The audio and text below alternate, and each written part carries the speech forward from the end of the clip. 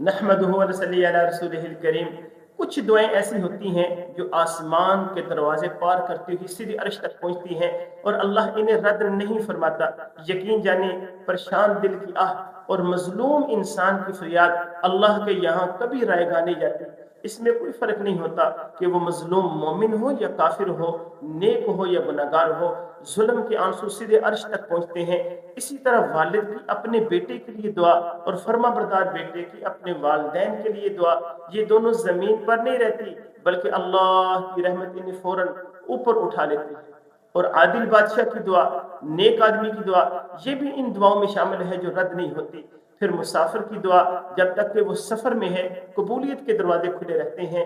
और वो मुसलमान जिसने किसी के साथ रिश्ता न तोड़ा हो, जो किसी पर जुल्म न करता हो, इसकी दुआएं खैर कबूलियत की खुशबू लिए आसमानों की तरफ उठती है। बस दिल साफ हो, नीयत सीधी हो और जबान जो है और जबान से निकली फरियाद अल्लाह के दरबार में हाजिर हो जाती है। अस्सलामु अलैकुम।